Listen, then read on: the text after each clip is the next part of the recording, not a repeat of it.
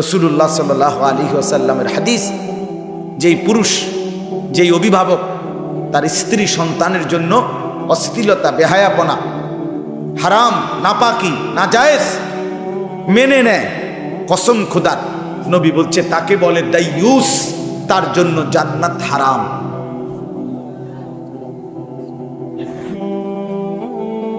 যার ঘরে আজ 10 বছর ধরে টেলিভিশন চলতেছে, আমনের বেডি আর আমনের জিফুত, আমনের ঘরে আমনের টাকা দিয়া বিদ্যুৎ বিল দেন আমনে, ডিশের বিল দেন আমনে, আপনার ঘরে আপনার টাকা দিয়া আপনার বউ বাচ্চা আজকে 10 বছর 20 বছর আপনার ঘরে প্রতিদিন রঙিন টেলিভিশনে নাচ গান নর্তকীর ছবি দেখে, আপনি সাফ কথা আপনি মেনে নিচ্ছেন, আপনি দেখতেছেন এটা যে 20টা বছর 10টা বছর ধরে যতবার টেলিভিশন ডিস্টার্ব হয় আপনি মিস্ত্রি আইনা ঠিক করে দেন, আপনি ঠিক, আপনি বিল দেন, আপনি ডিশের বিল দেন, বিদ্যুৎ বিল আপনি দেন, আপনি মেনে নিচ্ছেন আপনার স্ত্রী সন্তান নর্তকী দেখবে, নাচ দেখবে, জিনা ব্যভিচারের দৃশ্য দেখবে, উলঙ্গ ছবি দেখবে, হিন্দি সিরিয়াল দেখবে। আমি মেনে নিলাম, এই যে পুরুষ এটা মেনে নিচ্ছেন, যাদের ঘরে এভাবে দিবানিশি চলছে, আপনারা দাইয়ুসের অন্তর্ভুক্ত কিনা আলেম থেকে জেনে নিন, নাই তো দাইয়ুস কইব কারে আপনি বুঝে নিয়ে।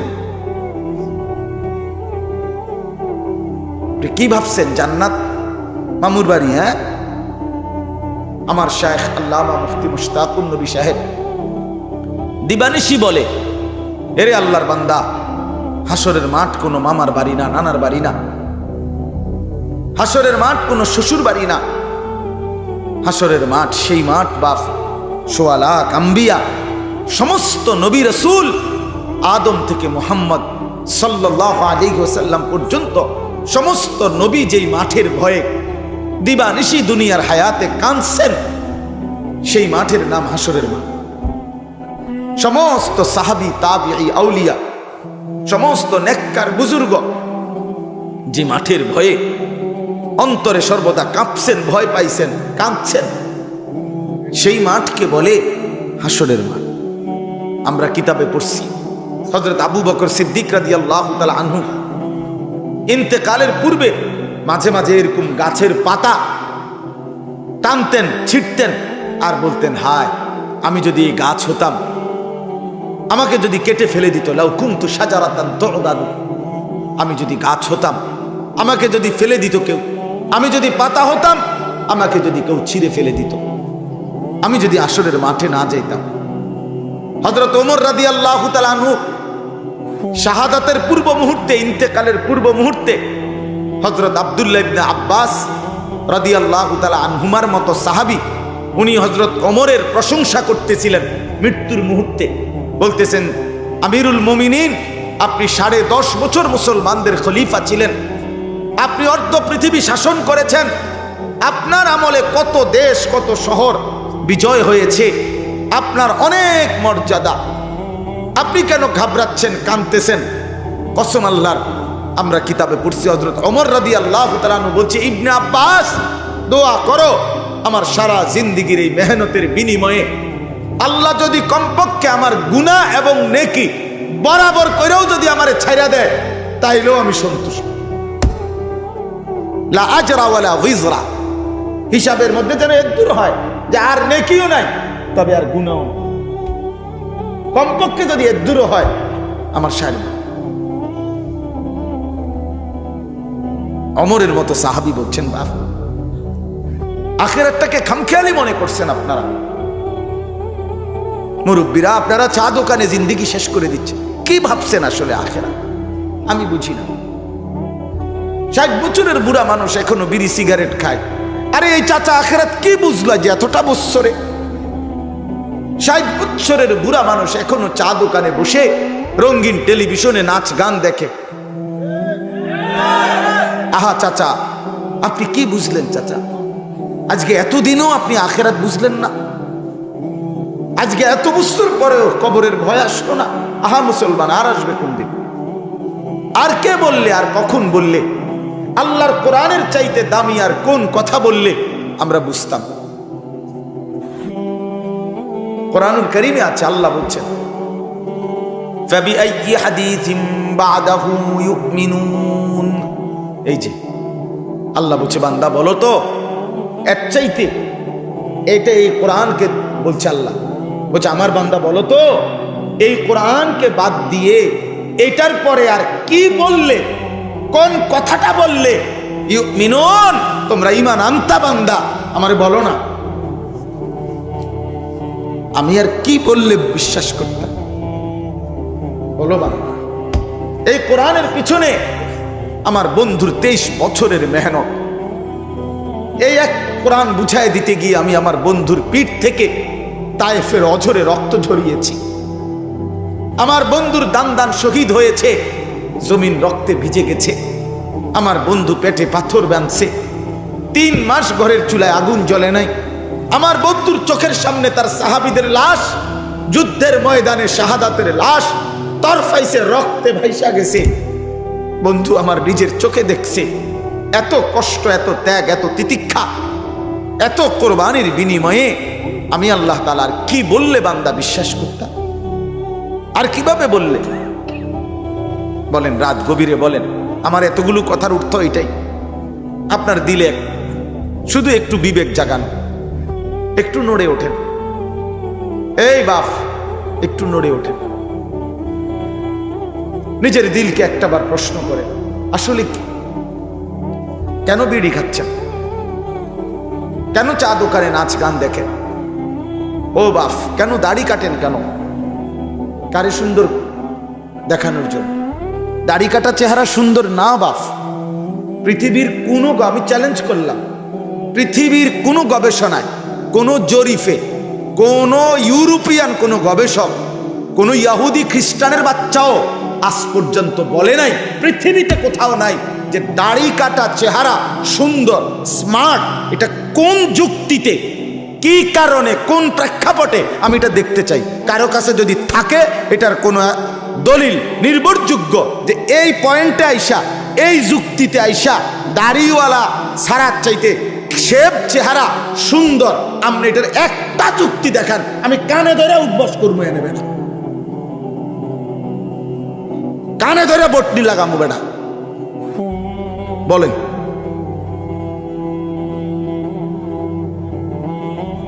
কোনো যুক্তি না, কোনো মানে ন্যূনতম কোনো যুক্তি না। একটা মানুষের একটা যুক্তি থাকে, কোনো যুক্তি নেই।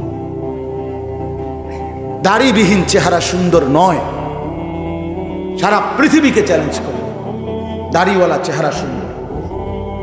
দাড়িওয়ালা চেহারা দেখে পৃথিবীর ইতিহাসে 40 জন সুন্দরী সম্ভ্রান্ত রাজবংশীয়া নারী এক দাড়িওয়ালা যুবকের চেহারা দেখে এক নজর, এক পলক শুধু হাইটা গেছে, এক নজর দেখাই হাতের আঙ্গুল কাইটা ফেলছে। সেই যুবক দাড়িওয়ালা যুবক ছিল। সেই যুবক সেই বলা যুবক না। আর এর বিপরীতে দাড়িবিহীন কোন বেড়াইতে দেখে এরম কারবার হইছে, এটি রূপকথার মধ্যেও নাই, হাট্টিমা টিমের বইয়ের মধ্যেও নাই, কোন সিনেমা তো নাই এমন ঘটনা। জি না, ঠাকুরমার জুলির মধ্যেও নাই। আমি ঠাকুরমার জুলি পড়ছি ছোট থাকতে, বেহুলা লক্ষিন্দরের গল্প বই পড়ছি, হ্যাঁ, রহিম রুব্বানের কাহিনী পুরাটা পড়ছি। কথা সত্যি কথা। এই জন্য আমি বলতে চাচ্ছি, আপনি বলেন এটা ফিরতেই হবে বাপ, আমরা ফিরতেই হবে। আমাদের গন্তব্য আখিরাত। আমাদের গন্তব্য কি বলেন না দোস্ত? আমার পাশ কাইটা গেলে হবে না বন্ধু। আপনি আমারে পাশ কাইটা গেলেন, আমি আপনারে পাশ কাইটা গেলেন, এটা তো আমি আর আপনি। আমার কাছে আপনি ঠেকানা, আপনার কাছে আমি ঠেকানা, কিন্তু আমরা সবাই আল্লাহর কাছে ঠেকা। ওয়াকুল্লুহুম আতিহি ইয়াউমাল কিয়ামাতি ফারদা। রব্বুল আলামিন বলে সকলকেই আল্লাহর সামনে কিয়ামতের দিন একজন একজন করে এসে দাঁড়াইতে হবে। কয়জন কয়জন? ফারদান ওয়াহিদান, একজন একজন।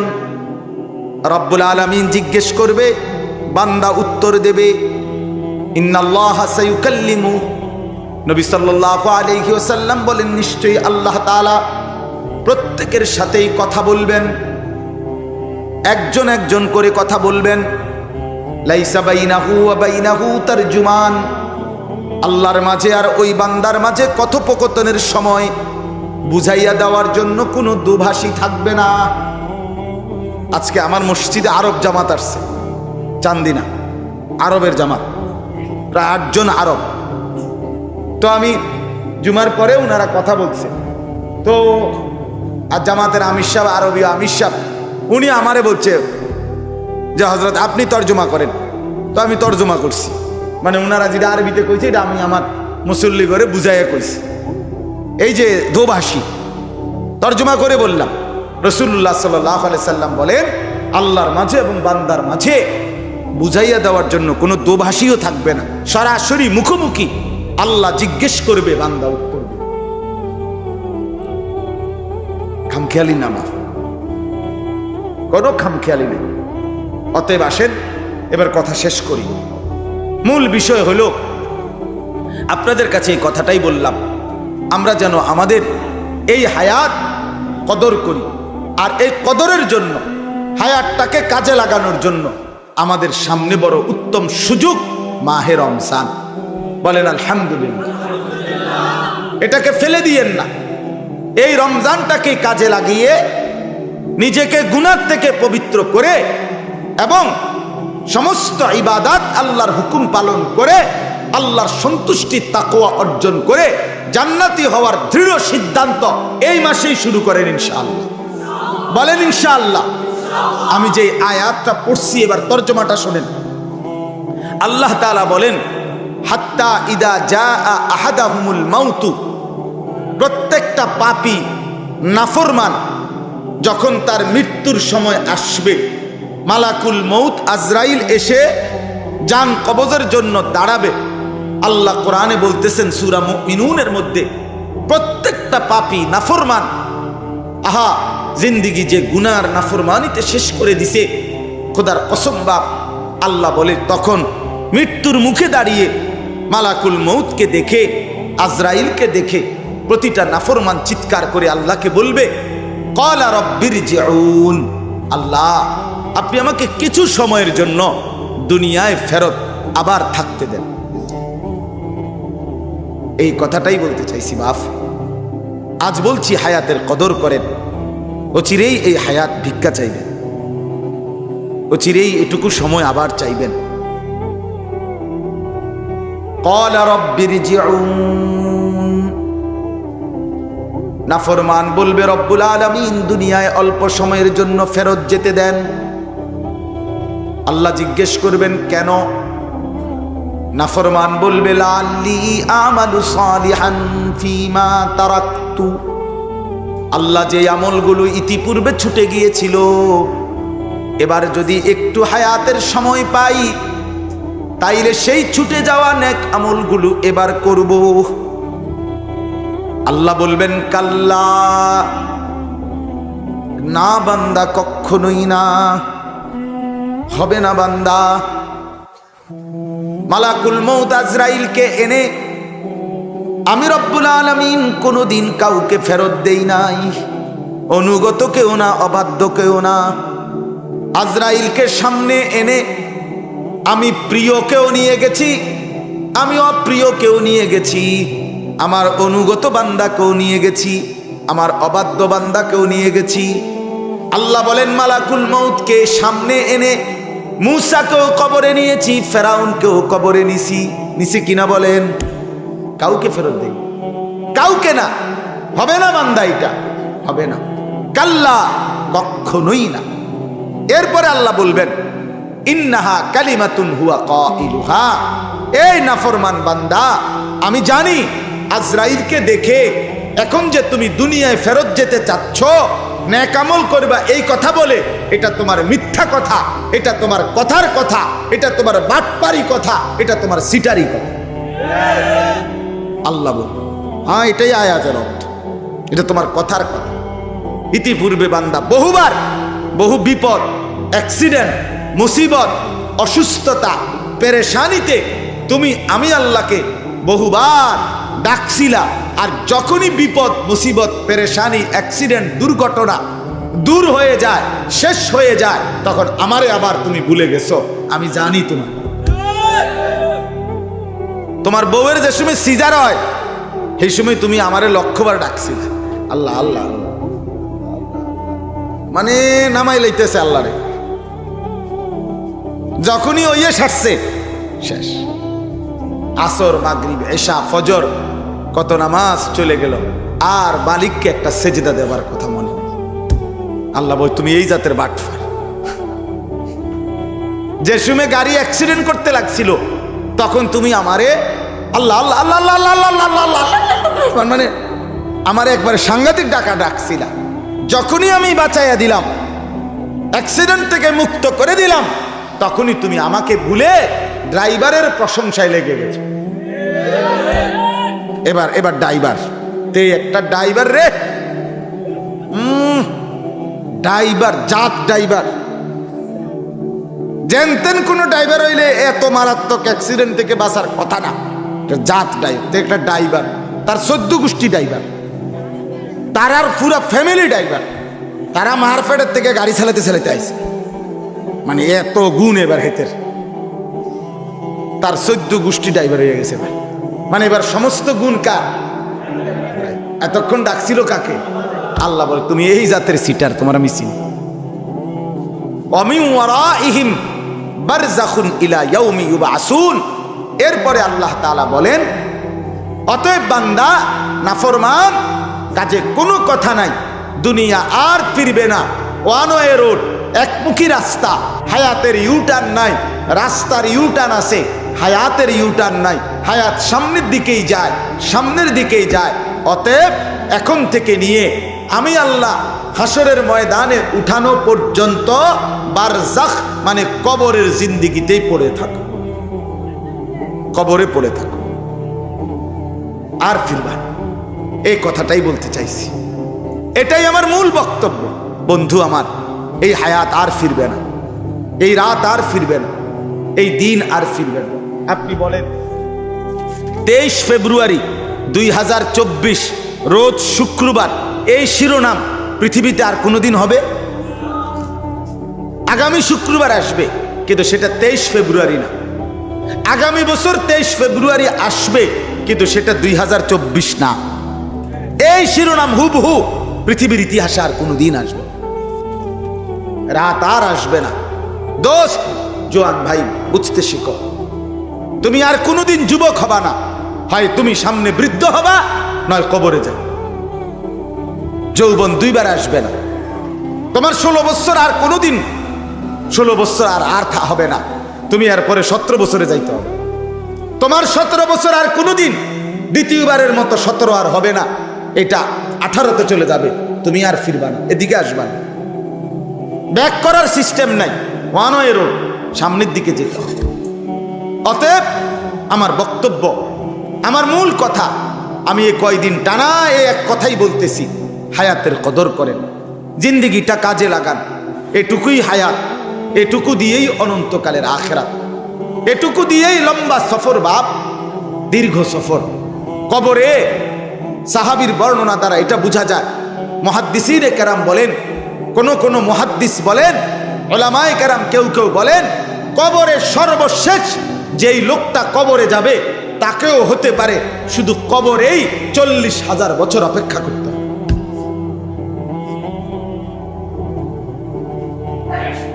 হাসরের ময়দানের একদিন আল্লাহ তাআলা কোরআনে বলছে, সূরা মাআরিজের মধ্যে আছে, হাসরের ময়দানের একদিন 50,000 বছর, 50,000 সানা, ফুল সিরাত 30,000 বছরের রাস্তা। আমার বন্ধু, এত লম্বা সফর, এই হায়াত 60 বছর 50 বছর, তাও অনির্দিষ্ট। সবার জন্য 60 না, সবার জন্য 60 না। আমি কিছুদিন আগে 22 বছরের ছেলের জানাজা পড়ছি, আমি 3 দিনের বাচ্চার জানাজাও পড়ছি, আমি 10 বছরের বাচ্চার জানাজাও পড়ছি। তাইলে সবার হায়াত 60? কথা বলেন। অতএব হায়াত আসবে না। এই অল্পটুকু সময় দিয়ে অনন্তকালের আখিরাত সাজাইতে হবে, অস্বীকার করার কোনো সুযোগ নাই। অ্যাভয়েড করার কোনো সুযোগ নাই, এড়িয়ে চলার কোনো সুযোগ নাই বাপ। অতএব রমজানকে কদর করেন, রমজানকে কদর করেন। একটা মাস মাহে রমজান সিদ্ধান্ত নেন সমস্ত গুনাহ, চুরি ডাকাতি জিনা ব্যভিচার মদ জুয়া নর্তকীর ছবি নাচ গান বেহায়া বেপর্দা মা বোনদের এই বেপর্দার জিন্দেগি তাদেরকে বুঝান।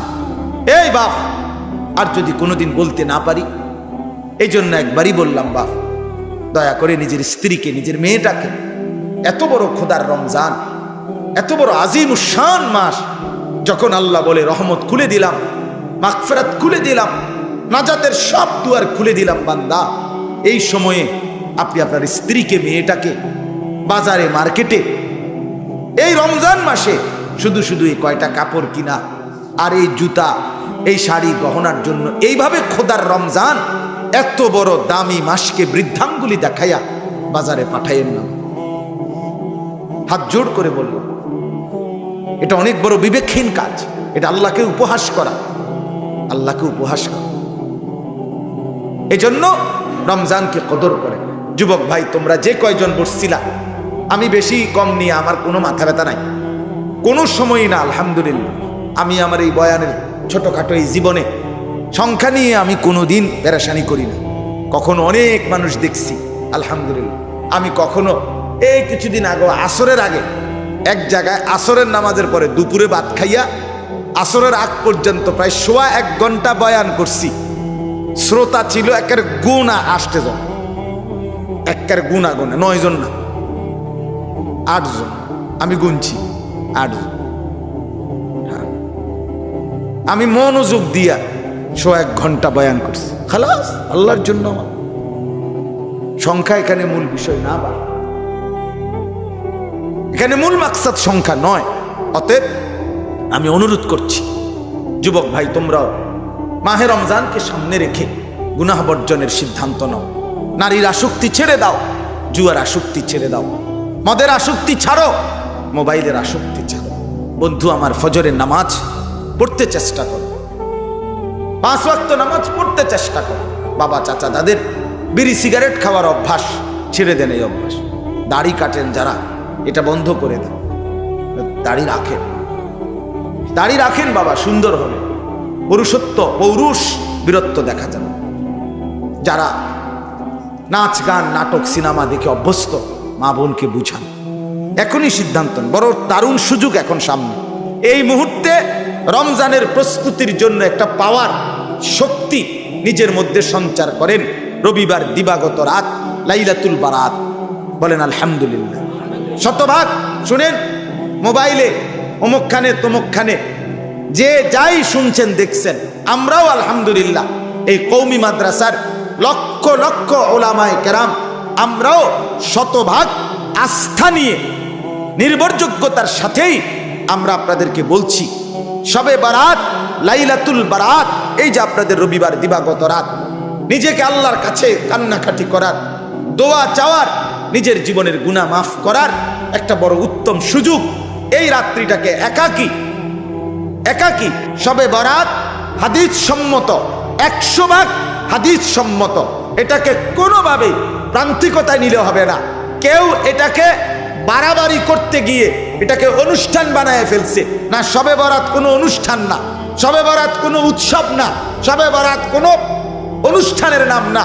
মসজিদ চারিদিকে সাজাইতে হবে, লাইটিং করতে হবে, বিরাট বিরাট বিরানির ডেক পাকাইতে হবে, খিচুড়ি খাওয়াইতে হবে, জিলাপি খাওয়াইতে হবে, সারা রাত মাইকে চিৎকার চেঁচামেচি করতে হবে, অথবা কথাবার্তা বলতে হবে না, এমন কিচ্ছু না। ইনফেরাদি, একান্ত ব্যক্তিগতভাবে আমি আমার মতো, আপনি আপনার মতো সারা রাত যার যতক্ষণ সামর্থ্যে কুলায় জেগে নামাজ পড়েন, জিকির করেন, সেজদা দেন, তেলাওয়াত করেন, কোরআন পড়েন, দোয়া করেন, কান্নাকাটি করেন, আপনার মতো করে আপনার মনিবের সাথে সম্পর্ক করে রাতটা আপনি ইবাদতে কাটান, অবশ্যই আপনি অপরিসীম নেকি অর্জন করবেন, লাভবান হবেন, লাভবান হবেন। কেউ আপনার এটাকে একবার ছাড়তে গিয়ে এটার কোনো অস্তিত্ব নাই এটাও বলে ফেলে দিছে। কেউ এটাকে একবারে বাড়াইতে গিয়া এইটারে একবারে 1 লাখ টাকার খরচা বানাই এলেছে। কথা বুঝছেন না? এটার লগে বিরিয়ানি, এটার সাথে খিচুড়ি, জিলাপি, লাইট, মাইক, প্যান্ডেল বহুত কিছু মিলাইয়া একদম সদবদ বানাই দিয়েছে। না, আমরা এটা বলি না, কিন্তু লাইলাতুল বারাত অবশ্যই হাদিস সম্মত। রাসূলুল্লাহ সাল্লাল্লাহু আলাইহি ওয়াসাল্লাম থেকে বিশুদ্ধ সনদে রাসূলুল্লাহ সাল্লাল্লাহু আলাইহি ওয়াসাল্লাম থেকে লাইলাতুন নিসফে মিন শাবান, শবে বারাত যেটাকে বলে, এটা প্রমাণিত, এ সম্পর্কিত হাদিস প্রমাণিত। অতএব যদি একান্তই ব্যক্তি পর্যায়ে কেউ বুঝতে হয়, তাহলে আমাদের ওলামায়ে কেরামের কাছ থেকে আপনি কাছে গিয়ে সামনাসামনি বসে বুঝে নেবেন। বলেন ইনশাআল্লাহ। আপনাদের কাছে অনুরোধ করছি, আপনারা প্রত্যেকে ইনশাআল্লাহ শাবান মাসের এখন একদম শেষ অংশ, এইটুকু সময় কাজে লাগিয়ে কিছু নফল রোজা রাখেন। চেষ্টা করেন আগামীকাল শনিবার, তারপর দিন রবিবার, তারপর দিন সোমবার। মজার বিষয় হইল একটা দারুণ সুযোগ, যারা বুঝের মানুষ আছেন, মা চাচি করেও বলিয়েন, এই 3টা রোজা রাখেন, এই 3 দিন টানা রোজা রাখেন। আমারও পাক্কা নিয়ত, আল্লাহ চাহে তো 3 দিন টানা রোজা রাখবো ইনশাআল্লাহ। কেন? রাসূলুল্লাহ সাল্লাল্লাহু আলাইহি সাল্লাম প্রত্যেক আরবি চাঁদের, নবীজি আরবি মাসের 13, 14, 15 এই 3 দিন নিয়মিত সারা জিন্দিগি আইয়ামু বীজের 3টা রোজা রাসূলুল্লাহ সাল্লাল্লাহু আলাইহি সাল্লাম রাখতেন। তাহলে আপনি যদি এই 3টা রোজা রাখেন, ওই নবীজির এই সুন্নাত আমল এটা আপনার আদায় হবে। আবার নবী সাল্লাল্লাহু আলাইহি সাল্লাম লাইলাতুন নিসফে মিন শাবানের ব্যাপারে বলছেন, কুমু লাইলাহা ওয়া সুমু ইয়াওমাহা, তোমরা রাত্রিটা ইবাদতের জন্য জাগো আর পরের দিন রোজা রাখো। তাহলে ওই 15 তারিখ রোজা, তাহলে সোমবারের রোজাটা রাখলে আপনি রাসূলুল্লাহ সাল্লাল্লাহু আলাইহি সাল্লাম যে লাইলাতুল বারাতের পর দিন একটা রোজা রাখতে বলছে, এটাও এই 3টার মধ্যে আদায় হয়ে যাবে। এই হলো 2টা লাভ হইল। এরপরে রাসূলুল্লাহ সাল্লাল্লাহু আলাইহি সাল্লাম প্রত্যেক সোমবার দিন নবীজি সাল্লাল্লাহু আলাইহি সাল্লাম রোজা রাখতেন। সোমবারে নবীজিকে জিজ্ঞেস করছে, আপনি সোমবারে নিয়মিত রোজা রাখেন কেন? নবীজি বলছে, সোমবারে আমি জন্মগ্রহণ করেছি, সোমবারে আমার উপরে কোরআন নাজিল হয়েছে, এই জন্য সোমবারে নবীজি রোজা রাখতেন। তো এই শনি রবি সোমবার এই 3 দিন 13, 14, 15 এই রোজা রাখলে ওই সোমবারের রোজাও আদায় হয়ে যাবে। এই জন্য 3 in 1, মানে এই 3টার মধ্যে আপনি 3টা মর্যাদা, 3টা একসাথে পেয়ে যাবেন। রাসূলুল্লাহ সাল্লাল্লাহু আলাইহি সাল্লামের 3 দিনের রোজা রাখার সওয়াব এটাও আপনি অর্জন করলেন। লাইলাতুন নিসফে মিন শাবান, শবে বারাত উপলক্ষে একটি রোজা রাখা, এটাও আদায় হয়ে গেল। সোমবার দিন রোজা রাখার যে নবীর আমল, এটাও আদায় হয়ে গেল। এই জন্য এক সুযোগে আপনি 3টি আমল রাসূলুল্লাহ সাল্লাল্লাহু আলাইহি সাল্লামের আদায় করার সুযোগ পেয়ে গেলেন। কোন দিন কোন? চেষ্টা করে ভাইদের কাছেও অনুরোধ, রোজা রাখার চেষ্টা করো। শুধু মাহে রমজান গুরুত্বের সাথে রোজা রাখো। ভাইয়া সোমবারে রোজা রাখো, বৃহস্পতিবারে রোজা রাখো। নওজোয়ান বিশ্বাস করলাম, নিজের চরিত্র, নিজের আখলাক, নিজের যৌন চাহিদা, নিজের শাহওয়াত, নিজের কামনা বাসনা নিয়ন্ত্রণের জন্য রাসূলুল্লাহ সাল্লাল্লাহু আলাইহি সাল্লাম বলছে, রোজা সর্বাধিক উপযোগী একটি কার্যকর মাধ্যম। রাসূলুল্লাহ সাল্লাল্লাহু আলাইহি সাল্লাম বলছেন, যে ব্যক্তি নিজের শাহওয়াত, নিজের লজ্জাস্থানের চাহিদা, নিজের যৌন চাহিদা নিয়ন্ত্রণ করতে চায়, নবী সাল্লাল্লাহু আলাইহি সাল্লাম বলছে সে যেন রোজা রাখে। সে যেন কি রাখে? এই জন্য নষ্ট না হয়। নষ্ট হলে তো নষ্টই হয়ে গেল, জোয়ারের সাথে ভাইসা গেলে তো ভাইসাই গেলাম।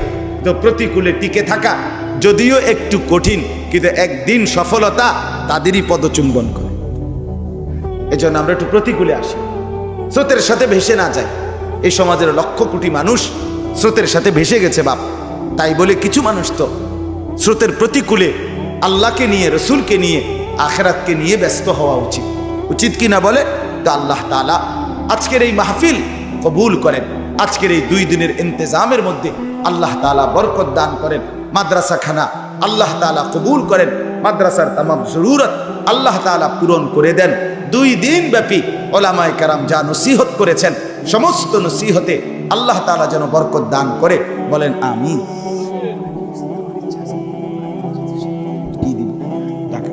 হ্যাঁ, যদি আর কেউ দেওয়ার, আলহামদুলিল্লাহ আমি এক্ষুনি মুনাজাত করব।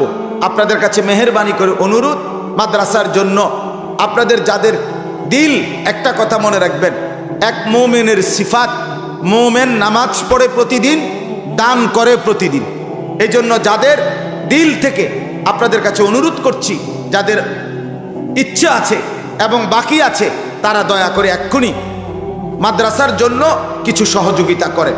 2-4 মিনিট, আপনারা দিলেও 2-4 মিনিট, না দিলেও 2-4 মিনিট, দয়া করে মেহেরবানি করে। আর কেউ দিবেন কিনা বলেন, বলেন, একটু হিম্মত করেন। বাপ দেরি করায়েন না, দিলেও দেরি করায়েন না, না দিলেও দেরি করায়েন। আল্লাহ তাআলা আপনাদেরকে তৌফিক দান করেন। আপনারা দিচ্ছেন, আপনারা সবসময় দিচ্ছেন, আপনাদের সহযোগিতায়, ভালোবাসাতেই মাদ্রাসা এগিয়ে আসছে, এগিয়ে চলছে। বলেন, হ্যাঁ, কি কোথায় কাজ করবেন? মাশাআল্লাহ। বলেন, তাইলে কিছু সিমেন্টের জন্য নাম লিখান, আপনার নামটা মিশে গেল মাদ্রাসার সাথে, আপনার জিন্দিগির নেকি মিশে গেল। বলেন, বলবেন কি না বলেন? বাপ, এই 1 বস্তা সিমেন্ট, 2 বস্তা সিমেন্ট, একটু হিম্মত করেন। রাত অনেক হয়েছে, দেরি করাবো না আমি। বলেন ইনশাআল্লাহ। জি বলেন, বলেন ইনশাআল্লাহ। হাফেজ বেলাল 1 বস্তা সিমেন্ট, আল্লাহ কবুল করেন। আর কেউ? আমি দেরি করব না ভাই, অনুরোধ করছি আপনাদের কাছে, ফিরায় দিয়েন না। মাদ্রাসার জরুরত আমাদেরই জরুরত, মাদ্রাসার প্রয়োজন আমাদেরই প্রয়োজন। আল্লাহ আমাদেরকে বুঝার তৌফিক দিক। Maulana Omar Faruk 2 bag cement, master বাড়ি, আল্লাহ কবুল করেন। মাশাআল্লাহ। আর কেউ? বলেন ইনশাআল্লাহ। জাহিদ হাসান নওজোয়ান ভাই দিয়েছেন 500 টাকা, আল্লাহ কবুল করেন। আর কেউ বলেন? হাফেজ আবুল হাসানাত কত? 5 ব্যাগ সিমেন্ট, মাশাআল্লাহ, আল্লাহ কবুল করেন। আলহামদুলিল্লাহ। আরেকটু হিম্মত করেন, আরেকটু হিম্মত করেন বাপ, দয়া করে বলেন ইনশাআল্লাহ। আল্লাহ আপনি তৌফিক দান করেন। মাইনুদ্দিন ভাই 1 বস্তা সিমেন্ট, মাশাআল্লাহ। বলেন, আর বলেন, বলেন ইনশাআল্লাহ। Mujibur Rahman 2 bag cement.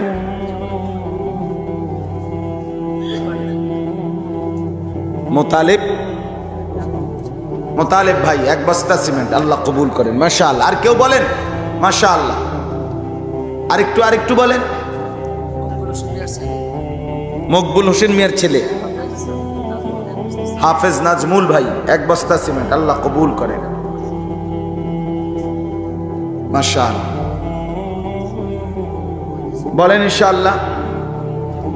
মনে মনে দুরূদ শরীফ পড়েন।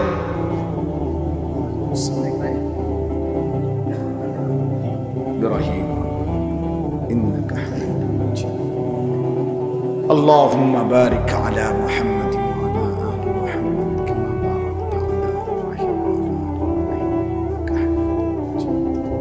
নওজোয়ান ছেলে, তোমাদের কাছে অনুরোধ করছি ভাই, এই চুলডি রাইখো না, এটা আসলেই সুন্দর না দোস্ত। তুমি দরকার হলে 2-4 জন ভালো মানুষের লগে কুদুর পরামর্শ করো ভাই। তো আমার অনুরোধ ভাই, ফিরাই দিও না ছেলেরা, হাসি দিয়ে উড়াই দিও না। এটা আসলে সুস্থ স্বাভাবিক চুল না। এই যে সামনে পিছনে ডানে বামে যে বিশ্রী, একেবারে স্পষ্ট। রাসূলুল্লাহ সাল্লাল্লাহু আলাইহি সাল্লাম, একেবারে আমার কাছে কিতাব আছে গাড়িতে, রিয়াজুস সালিহিন কিতাবে আছে, নবী সাল্লাল্লাহু আলাইহি সাল্লাম এক ছেলেকে দেখছেন নবীজির জামান, একেবারে স্পষ্ট হাদিস। রাসূলুল্লাহ সাল্লাল্লাহু আলাইহি সাল্লাম দেখছেন ছেলেটার মাথার চুলের একাংশ কেটে ফেলছে, আরেক অংশ রাখছে। হ্যাঁ, قد حلق بعض رأسه وترك بعض, কিছু অংশ চুল কাটছে, কাটা একদম, আর কিছু অংশ রাখা। নবী সাল্লাল্লাহু আলাইহি সাল্লাম, স্পষ্ট হাদিস, নবীজি সাল্লাল্লাহু আলাইহি সাল্লাম বলছেন, ফানাহা রাসূলুল্লাহ সাল্লাল্লাহু আলাইহি ওয়াসাল্লাম, নবীজি এটা নিষেধ করছে। অতঃপর বলছে, ইহলিকুহু কুল্লা আবিতরুকুহু কুল্লা, হয়তো পুরোটা কেটে ফেলো, একদম চাইসা ফেলো, আর নাই তো পুরোটা রাখো, কিছু কাটা কিছু এরকম রাখা, এটা করো না। এটা রাসূলুল্লাহ সাল্লাল্লাহু আলাইহি সাল্লাম সরাসরি নিষেধ করেছে। বিশ্বাস করো, এই জন্য এটা বেঈমান তোমা করে এই দিক দিয়ে কাইটা বিভিন্ন খান দিয়ে এদিক দিয়ে কাউরে বেশ কাটাইয়া এদিক দিয়ে রাখাইছে, এদিক দিয়ে কাটাইছে, ওদিক দিয়ে কাটাইছে। এটা সম্পূর্ণ রাসূলুল্লাহ সাল্লাল্লাহু আলাইহি ওয়াসাল্লামের নিষেধ। আল্লাহ তৌফিক দান করুন।